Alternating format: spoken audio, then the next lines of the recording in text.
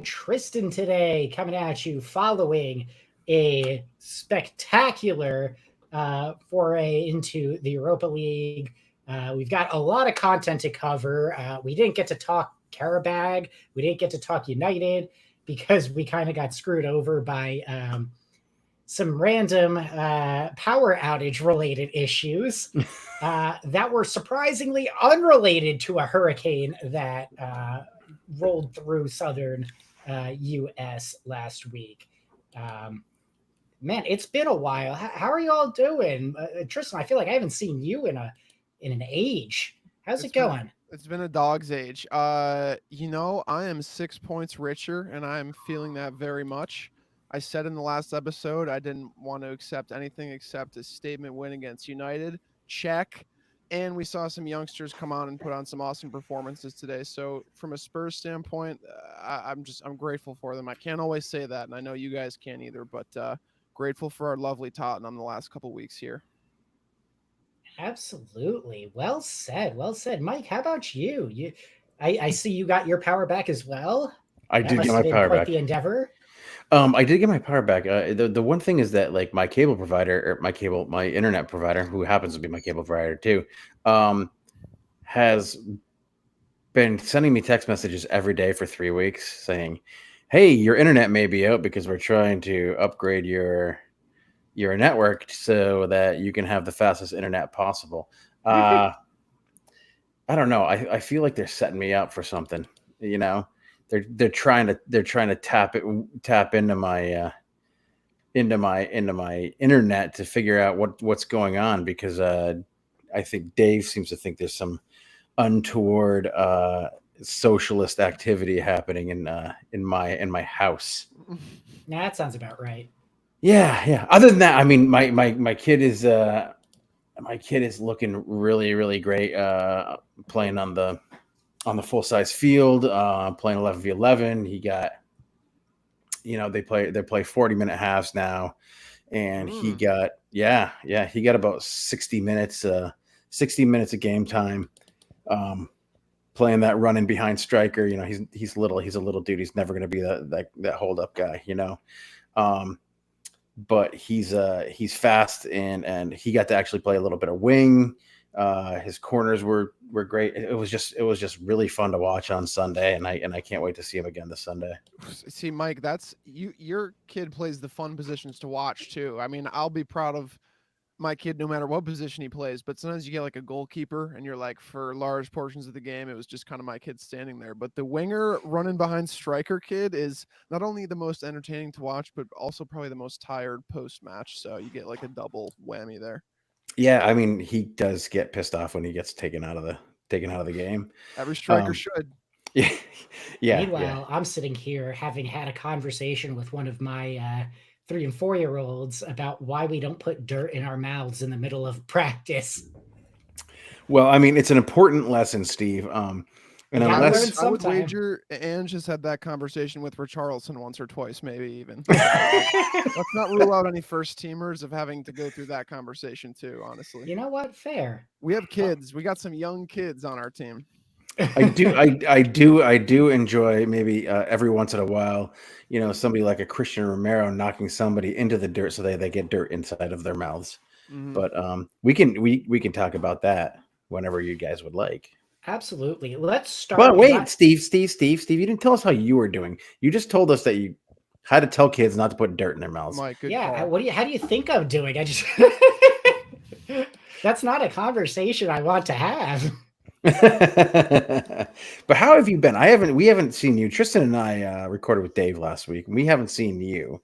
We know you took Oh yeah. an awesome trip, and you got to hobnob with the big wigs, right? And I don't have know some. about awesome.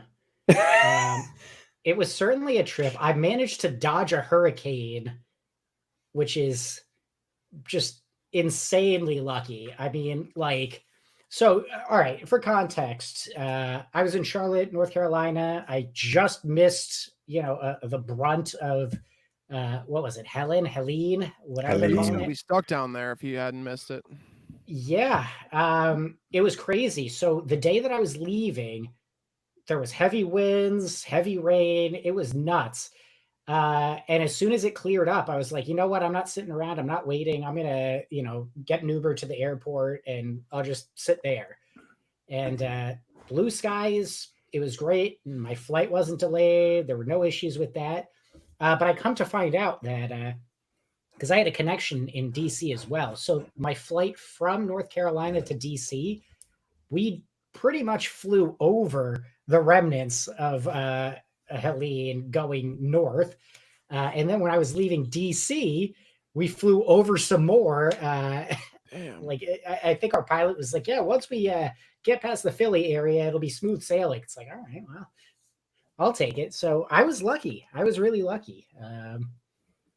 There's a lot of people who weren't so lucky, and it's unfortunate that there's so many people who are being impacted by such a devastating storm. But personally, yeah, I really lucked out. Yeah, yeah. We know what kind of storms happen up here. Lately, every single year it seems that Vermont gets nailed, and we had similar types of flooding the past couple of years. The 100-year storm that comes through that we had 2 years in a row wiped out Waterbury twice, right? Yep. Yeah, so we feel for those folks down there and hope everybody is safe and getting their lives back in order. Absolutely. But yeah, on that downer, so I want to break this down into two Time for sections. an upper.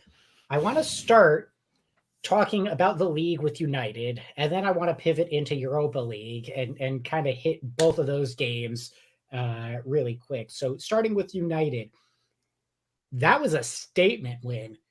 I mean, if I've ever seen one, look, United have not been great, but we bent them over in their own home and really gave it to them. And, people are going to say, oh, well, there was a red card. We were dominant even leading up to the red card. There was absolutely nothing United could do to pin Spurs back. So I'm going to start with Tristan. Tristan, because I think you were the one who mentioned it was a statement win. What statement did you see in particular from that game? The statement I saw was the payoff of committed football. I think a lot of the best teams, not only in the Premier League, but in the world, have shown one thing in common amongst all of them, and that's being completely committed to their style of play. We've seen some teams be willing to change up their game plan depending on the score late in the game, but we saw a team that finally looked like a cohesive unit. Everyone probably understands the game plan, but is everyone willing to execute it? And on Sunday, they executed it, I would say, to near perfection. You did make a strong point of, I mean, and I don't even want to harp on it too much, but United were truly horrendous. I think that will be one of the easiest matches we have until 2025, I would say. Like, not only did Ferencváros play so much better than them today, I guarantee you Brighton will play better than them on Sunday. So it was almost a little bit too easy. It was almost too much of a cakewalk of like, we really exposed them and made them look like the incredibly poor level team they are, not on every day, but as of late, obviously, as we've seen. So the statement was, we wanted to go in there and get 3 points. Anything else would have felt like less, and we went and got it. So and also I'll conclude with this. I've seen wins this season, fewer than I'd like, but this was truly the most delightful watch of the season. Maybe you guys both agree with me. Maybe other games would stick out to you, but I did not want this game to end. Usually Spurs games, I'm like, the time is moving so slowly. How is it still the 75th minute? We're going to concede a corner. I was like, oh, give me 15 minutes stoppage time. Let's get youngsters in there. Let's keep going. So it was something I needed. It was good for the soul. I hope you guys agree. Absolutely. Mike, a lot of talk over that game has been made of the Fernandez red card, and whether or not it was a red, other people can debate that. What I want to know is, do you think that was a turning point in the game? Why or why not? I don't know that was a turning point in the game. I think the turning point in the game was the run that Mickey Van de Ven had to set up the goal. I think that Spurs came out and immediately kind of hit them in the mouth. And I think, that's a little bit of what we were told was going to happen with Ange Ball, right? They're going to come out fast. They're going to come out hard. They're going to come out pressing hard. They're going to play a high line in defense. They're going to win balls back in the midfield. It's going to be a high intensity, high pressing game. And they did that. And then Manchester United had a little bit of the ball for about 25 to 30 seconds before Mickey just kind of lightly, gently stepped in front of a ball. And who was it he stepped in front of? It was a Hoyland or somebody. He stepped. Rashford. It was Rashford, right? Okay, Yeah. It was, yeah. So you just kind of stepped in front of him, and Rashford. You saw Rashford immediately just put his head down and just walk off, basically. Like he didn't even try and chase. Well, Mickey is, and I don't know if you've heard And- this. It's a well-kept secret. He's the fastest player in the league. Ever? I heard somebody say Yeah, ever. Best player ever. Ever. Goldbergs. Ever. It's weird. So then he just kind of glides through everybody. He's like a giraffe with cheetah speed. And he just, that was the turning point of the game. That and the fact that De Ligt didn't know what to do with him in the final third. The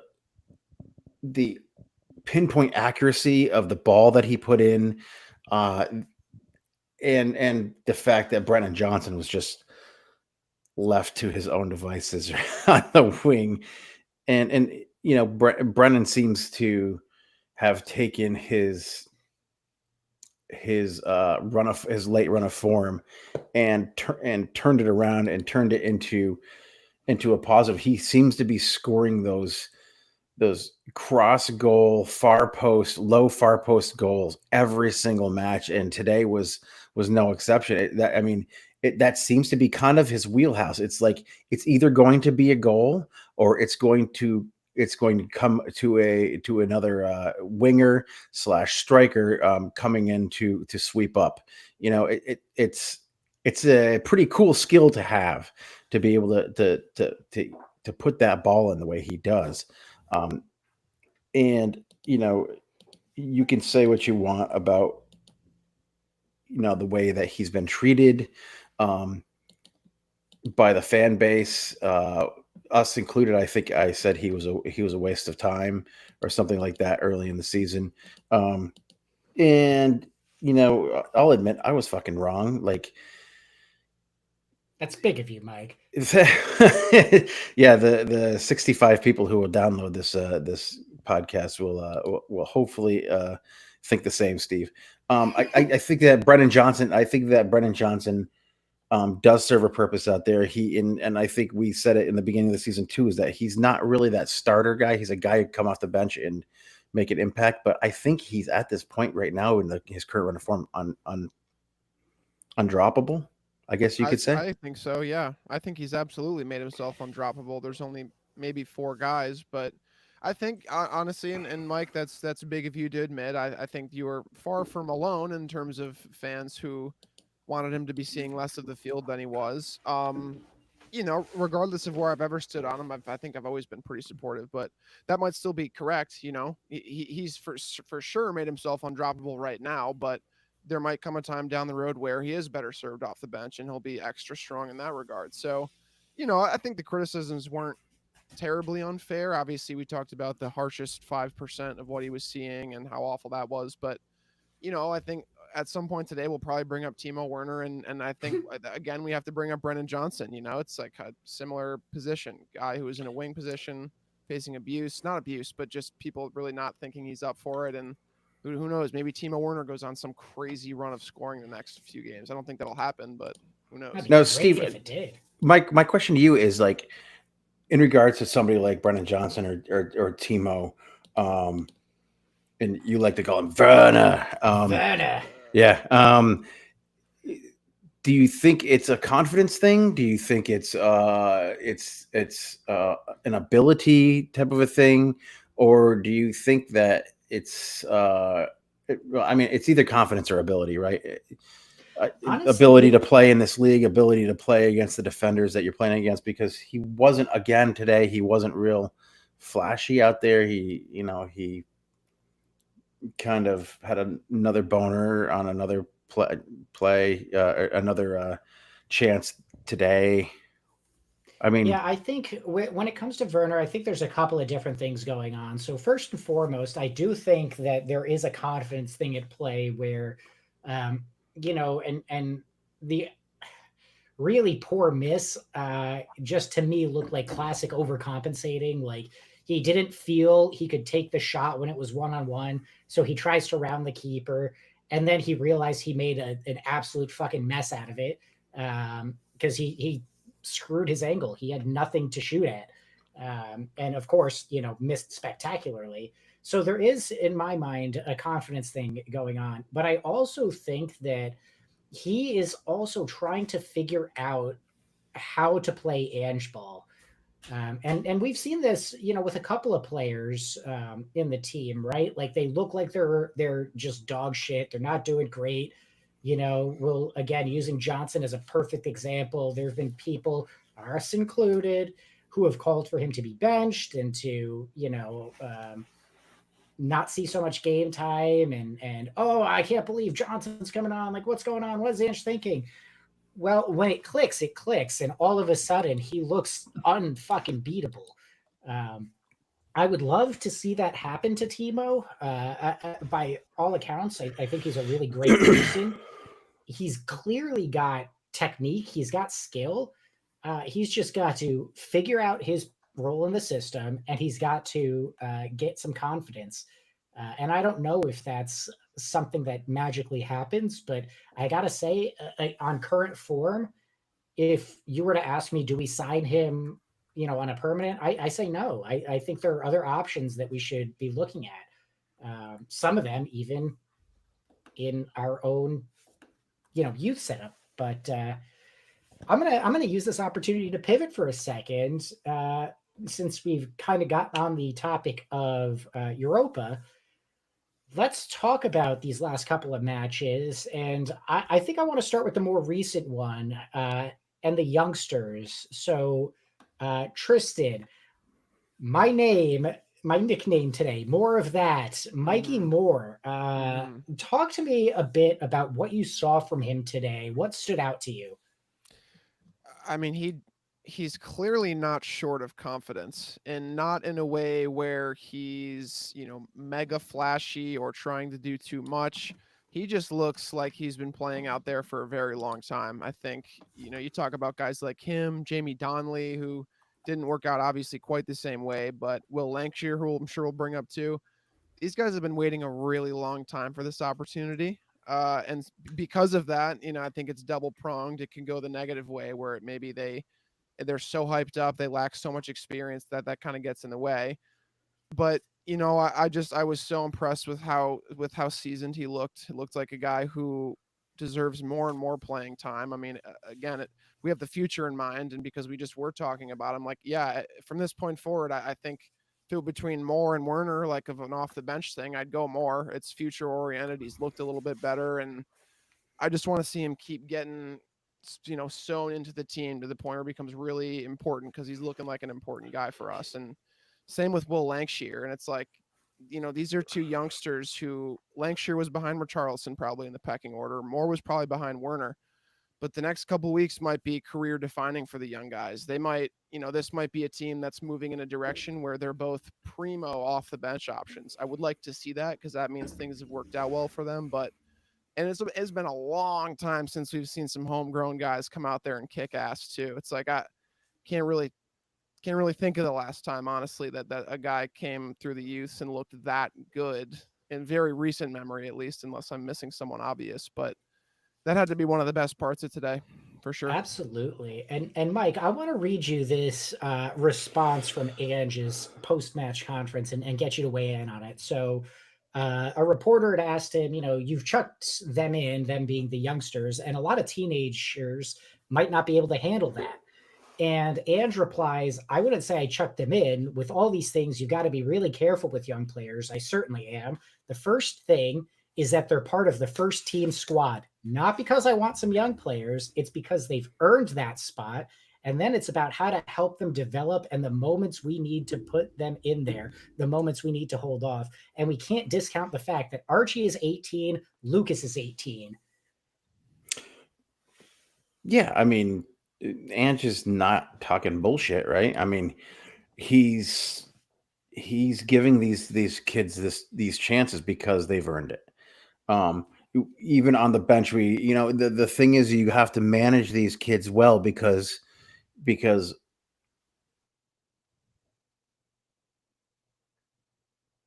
he freezes up. Because he froze. and they might never come out. Oh, sorry. I'm not frozen though. Remember, We'll catch up I am with not frozen. frozen. If you say so. Anyway, so what I was saying was that these guys, like, at one small snafu, what happens? That it can turn their careers on their head and ruin them. I think Ange is smart playing them in these games and smart playing them in the cup games, giving them minutes, albeit small minutes, in the league matches, but bringing them slowly in, especially guys like Lancashire. We had guys like Casanova and Dorrington on the bench today. Guys coming off injuries, you don't want to screw that up. Casanova is a guy who has kind of been languishing in the U21s for a few years, who was supposed to be kind of the next big thing, and I hope it works out for him. I don't know that it'll work out with Spurs for him, but obviously he's been working hard, so he's been given the opportunity. With Bergvall and Gray, even guys like Destiny's.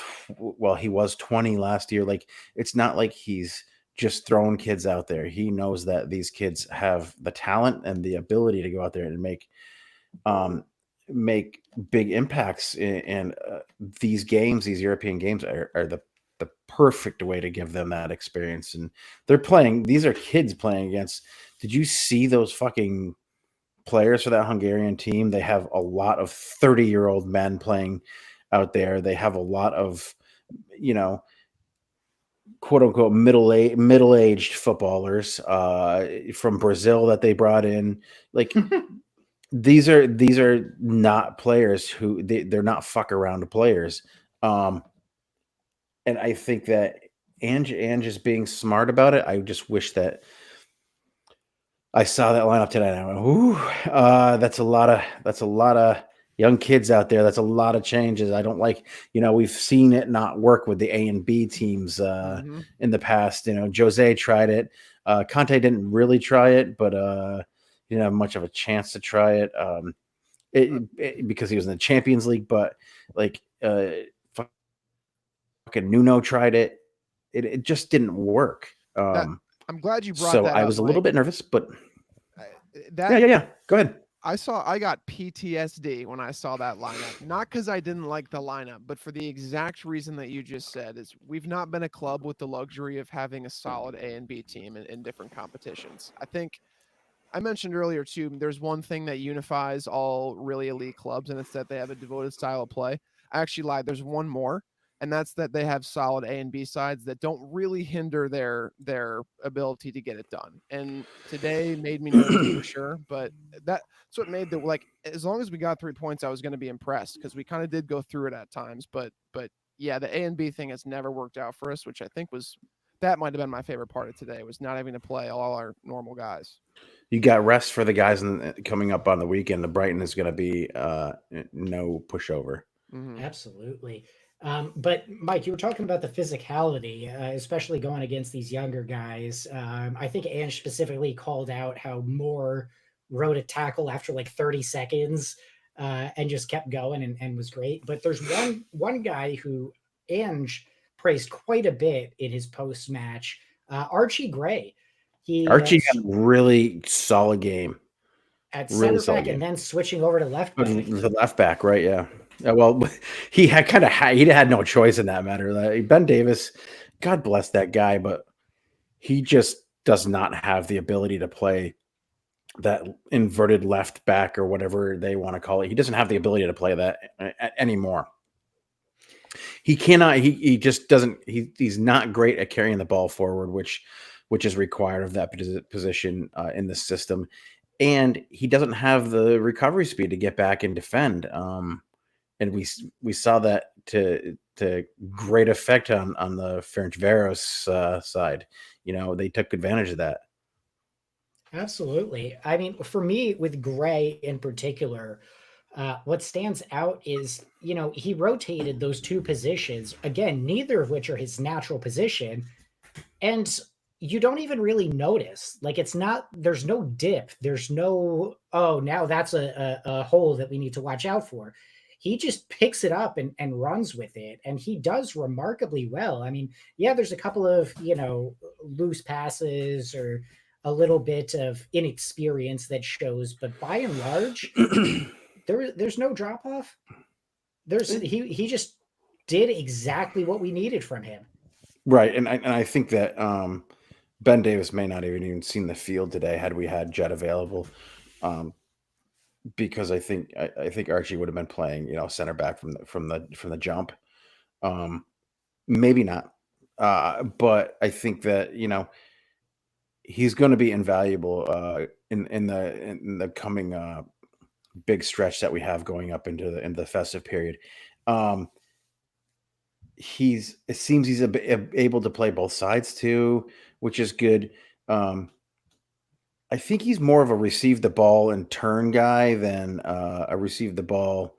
He turns and has to see his options first versus turn and run with the ball. I think he's learning to do a little bit of that, through his training and through his time at Spurs so far, which is great because he's going to need to be able to play the way that, Pedro Porro plays, that Jed can play, that Jed has been playing outstandingly lately. And, in the way that Destiny can play, he has to be able to be that guy. And I think it'll come. He's like you said, he's fucking 18 years old, man. Yeah. Speaking of Pedro Porro, he's the next player that I want to talk about because I don't know about you guys. I had fun watching him today. He did a couple of things, both offensively and defensively, that I just found amusing. And I'm just going to say it rather than, try to beat around the bush.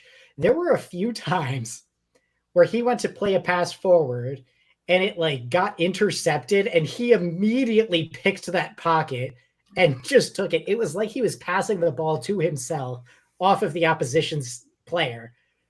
And I mean, look, he's another one who I feel is just playing out of his skin lately. Not always doing the absolute best, but he's just a joy to watch. I don't know. What do you guys think? How does Pedro Porro look to you? I mean, if we were to have a discussion of the most talented or skilled players at the club right now, which is saying a lot, actually, it's no small gesture to say that, but he would have to be in the top 3. Absolutely. I mean, it feels like every start he has, 2 or 3 plays are really just incredible. There's a reason Man City wanted him so badly and still do. I'm sure we haven't heard the last from Man City regarding Pedro Porro in the next couple of years and maybe other clubs as well. But I mean, even the pass during the United game to Solanke, which he absolutely should have finished. I mean, he can pull a pass out of the very top drawer, and his introduction to Spurs too was that horrible Leicester game where his defending got exposed. And I don't remember who the pundit was, but they said, "Oh, Porro's going to have a tough time defending in this league." And Porro was vocal and said, "I love when people say that. It's like if you let me loose inside a prison, I'll be running the place." Like that badass quote. But he's stepped up to those kind of cringy but hilarious words in every sense of the definition. His defending has been incredible. His positional awareness has been incredible. And while I'm glad that we're a deep team defensively and Jed can step in when needed, I mean, I don't think you can really do much better in terms of Premier League right backs than Porro. I'm obviously very biased and now there's a very different type of right back you can play. One more defensively, one more, offensive, but he's blown me away. I'm glad that you guys brought that up because it's just every time he's on the pitch, it seems like he gets a little bit better. Yeah, and I mean, just look at what he did in the box, right? He went down. There was a possible, really really stretch for a penalty, there are players who would have just laid there, thrown their hands up, and been like, "Oh, what's going on?" But he gets right back up, wins the ball back, and then has the audacity to get that shot off, which just barely missed. So, hey, Mike, what you drinking? Oh, you son of a bitch! I was just looking for another beer. He was looking around for a beer. That was incredible.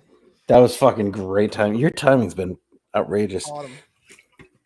All right, buddy. It's watching the Ange ball. You got to get your timings down. You got to be in sync. You got to know what's going on around you. Well, everyone, I'm gonna go. I think today. I just pulled this one out. It's a one God, from it's a a beer. brewery. Oh, it's a good beer. it's good. It's gonna be a good beer. I can feel it. It's called Dead Flowers. It's from a brewery called a little brewery called Foam Brewing, right down on the Burlington waterfront. Foam Brewery, I have it on good authority because I've spoken to one of the brewers. Even though I didn't know I was speaking to them at the time when I said it, I had this conspiracy about Foam Brewing is that they have the same 6 beers and they just keep putting different labels on them. Brewers love that. I bet he loved that comment. It wasn't as well received as I thought it would be because I thought it would be funny when I said it, and then I was like, You no, son of a bitch. I know that's not true because I'm the one who brews those beers. So I kind of stepped on my dick, if you will, with that one. This one is called Dead Flowers. I haven't had this. It's a straight up India Pale Ale. It doesn't give us any kind of idea about what's inside of it as far as hops goes. I'm hoping a little bit of Citra, maybe some Mosaic would be nice. This is kind of some of my favorite hops. Does have some cool can art, if you can see. Mike, I gotta ask, did the brewer give this to you personally, or did you pick it off the shelf? Oh no! I picked this off the shelf. I was Okay, good. Well, I just want to make sure he didn't like poison it for that comment or anything. Or dunk his nuts in it or something.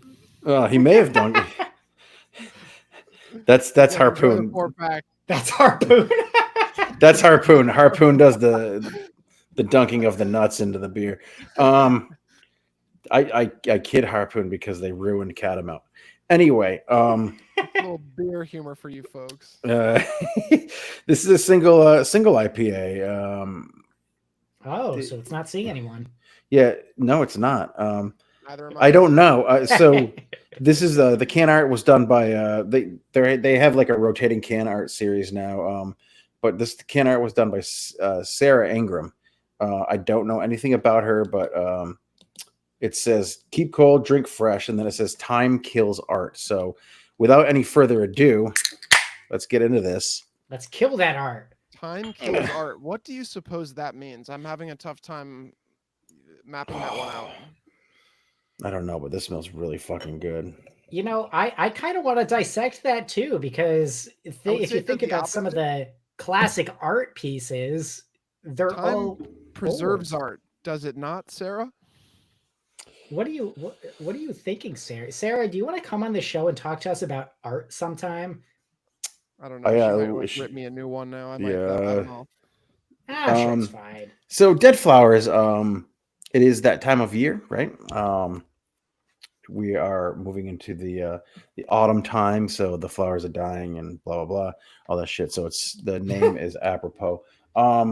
This looks really, really kind of I put it in my Weird Window Brewing cup. I like this one, but it looks really kind of thin.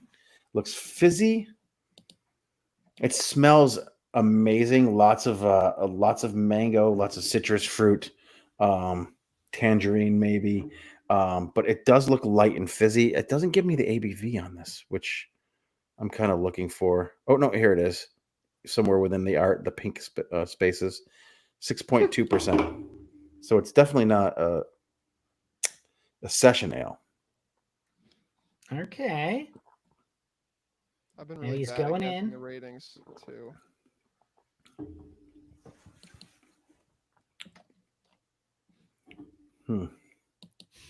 Try not to You give going in anything for away. A second sip?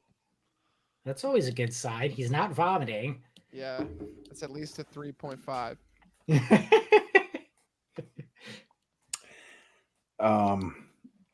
This beer has got some great lacing. I didn't pour it properly to see what kind of head it gave. Probably, maybe it didn't have. It definitely didn't have as much head as you would want out of an IPA, but it was probably because of my pour. Speaking of head, Whoa! 5 BJs on the bounce, huh? Whoa! Five. Hey, I went there. What's a warning? 5 BJs on the bounce. That's 5 matches, 5 BJs. I want to continue getting BJs at least once or twice a week from here on out. Yeah, I wouldn't be upset. But this beer is really good. I really like it a lot. It does what it says it's going to do. It's an IPA. It is a unfiltered IPA. We're getting some settlement, some stuff settling on the bottom here. It's not a big hop bomb, juicy double IPA, double New England IPA, but this beer does what it says it's going to do, and it delivered in the citrus. It delivered in the mango. Little bit too fizzy for my taste, but I will drink this 4-pack probably before the end of next week, easy. Before the end of this recording. And we do a lot of IPAs here just because we live in the land of IPA. I try and stray away, but I had to go back to it today because I saw this beer and I was like, I gotta get after this one. And I really, really like this beer. Are you guys ready? I'm ready. Gonna submit my. Yeah, I'm ready. 4.2. Oh, You got it right. Damn. Steve I got it. Steve got it. Oh my gosh, you got it on by the point. I was gonna guess 4. Wow. All right, good for you, Steve. You now That's good stuff. You're now on par with Ricky. Steve is frozen this time. Oh, Yay. I'm so excited he froze. You have now joined the ranks of a correct guess with Ricky.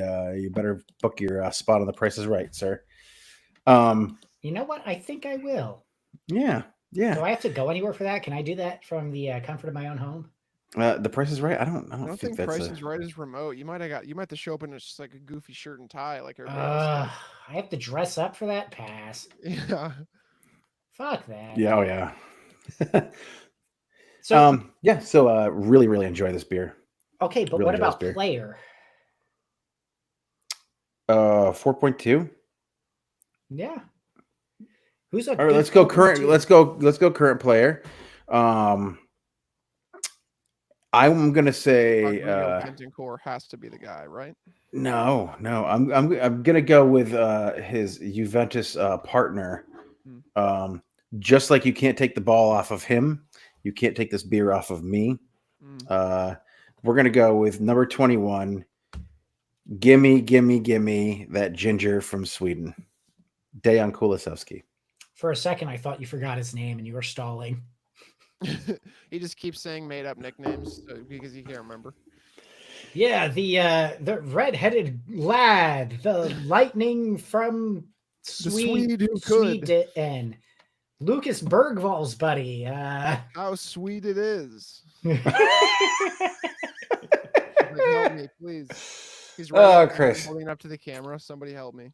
I used to do songs and I would get picked on mercilessly. Now we're doing players and you fucking people are picking on me mercilessly again. What are you talking about? I have a fragile ego, Steve, and this is my thing, man. Songs are kind of dorky. I would mock you for that for sure. All right, just doing what Dave would do. Culture Club, Karma Chameleon. Ooh. Anyway, I like it. All right, so that's Dead Flowers by Foam 4.2. Dejan Kulisevsky's the player. Karma Chameleon is the song, which I find delightful. But yeah, that's been Hey Mike. So let's look ahead. We've already kind of touched on it briefly. We have Brighton coming up at the weekend. Brighton and Hove Albion. That should be a fun game. How do you feel about it? Let's let Tristan talk a little bit now.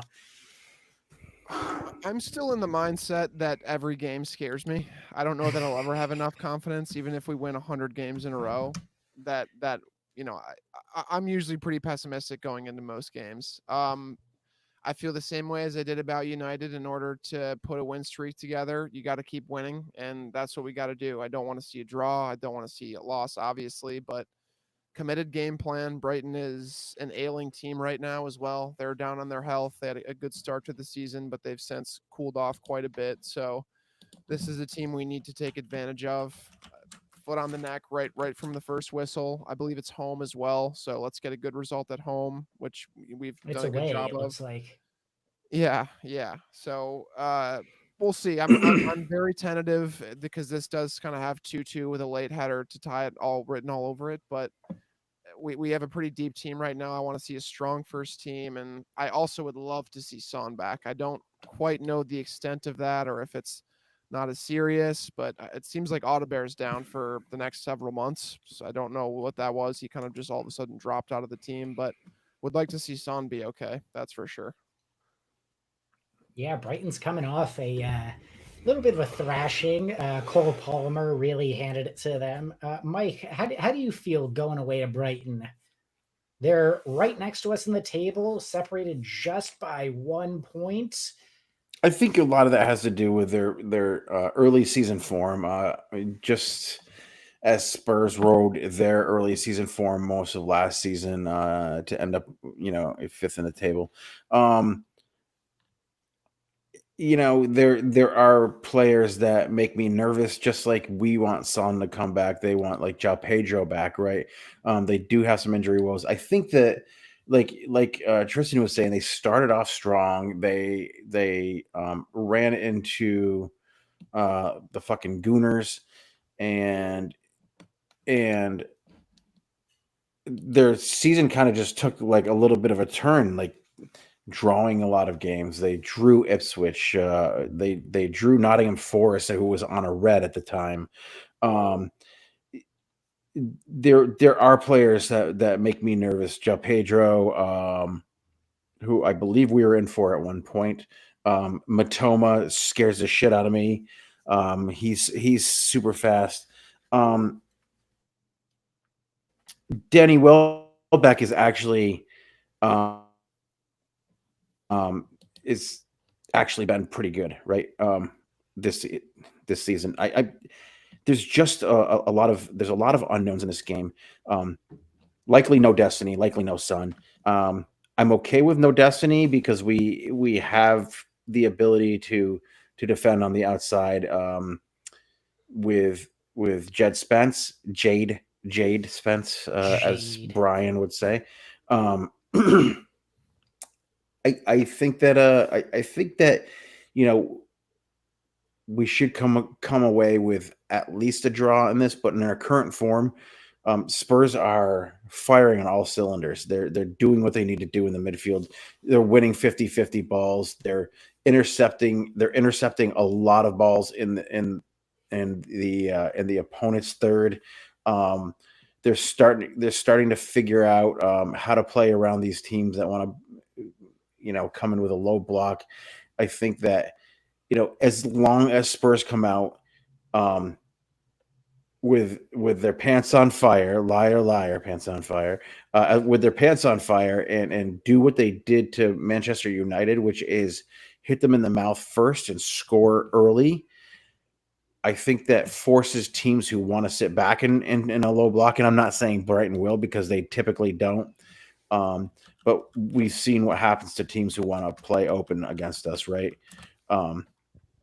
I think that if we hit them early, a lot of these low block teams are going to they'll be forced to open up. right? Because now they're chasing the game. I think that we have to score early against Brighton, and I think that, you know, in our current form, I think Solanke is going to be the key here. His pressing ability is right now probably the second to none in the league. I don't think there's maybe a better presser, a better chaser of the ball in the opponent's third than Solanke. Plus, he's strong. He can be a hold-up player. We haven't had a hold-up striker in a long time since the days of HK10. So it's going to hinge on that. Like, how quickly do we come out? How hard do we come out? And I think in their current form too, you have that midfield of Maddison, who has been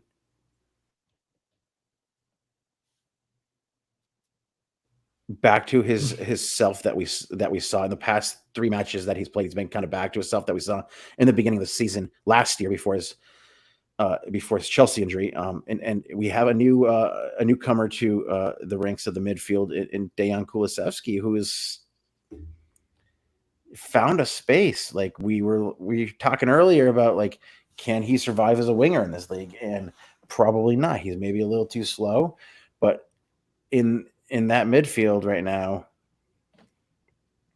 anything is possible. Dude, he is relentless in the midfield. Dude, like that Manchester United game, he put in a, dare I invoke the name Moussa Dembele type performance. He did. It was just, he might be Moussa Dembele with better finishing ability, believe it or not. What's interesting to me, I'm digging my hole, aren't I, Tristan? Easy. That is that's maybe one of the most, maybe the most sacred Spurs player you could do like a call to mind type thing. But you know what? You went for it. I'm not going to stomp on your moment. I will say what I enjoy most about Decky right now is his mindset, right? He gave an interview in Swedish a few days ago now, where he was basically like, yeah, we're having fun. Like we knew what we needed to do, and now we have to put the fun back into it. And it's, he's the type of person who relentless. I just have to keep coming back to it. He runs constantly. It doesn't matter if it's the first minute or the 81st minute. That dude is chasing everything down. He's given it. He's got like the fucking Energizer Bunny as an engine. I mean, that guy just doesn't stop. He's been absolutely crucial in my mind for two things, right? There's his tenacity, but it also, from my perspective, it looks like it alleviates a lot of Maddison's work too. And I think that's what's helping to unlock Maddison as well.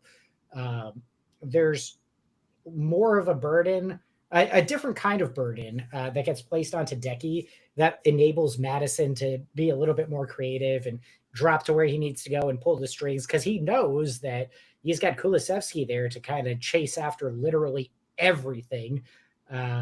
There's a lot less to worry about. And hell, even, you look at some of these other guys in midfield who are performing. Bentancur's looking a lot better lately.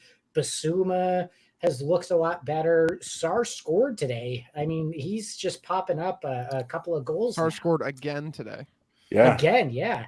2 goals in 2 Europa League games, huh? He's a Europa monster. Yeah, but it's just, I'm talking Decky, but a lot of the team just seems to be clicking at the right time, and that bodes well for us, I think. It does enable some of these big switches where you get 7 changes and it still looks like a cohesive team. And I think a lot of that has to do with instilling Ange's philosophy, even down at the youth level, right? So it doesn't matter if they're playing for the U21s or the first team.